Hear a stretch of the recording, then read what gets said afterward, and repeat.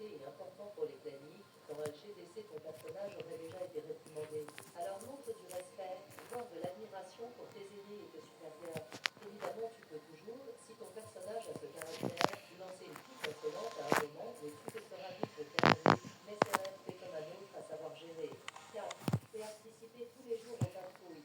À moins d'être de repos ou de garde de nuit, les chats se lèvent chaque matin pour participer aux patrouilles. Dans un le lieutenant passe les patrouilles et participe tous les jours.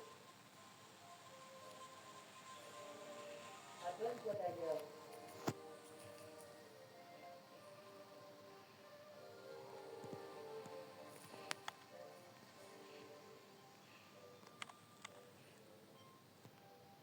5.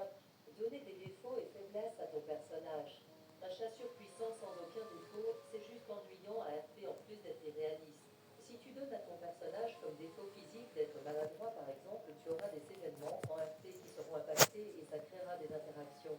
Si tu donnes comme défaut mentaux qu'il est insolent ou méchant, c'est la même chose, il y aura de l'interaction à ce sujet, donc même les défauts doivent être mis en valeur. Évidemment, n'oubliez pas d'avoir des qualités. Un exemple de deux principes que je vous ai présentés, Belmont du Nord prend l'initiative de tomber en plein milieu du camp sans trop abuser en utilisant la maladresse qu'il a attribuée à son personnage, ce qui implique plutôt boisé. Et quoi l'écaille au RP et créer une interaction, quoi l'écaille fait ressortir le caractère arrogant de son personnage, ce qui pourra enchaîner sur d'autres interactions. Merci à tous d'avoir regardé cette vidéo. Appliquez bien ces conseils en jeu pour passer un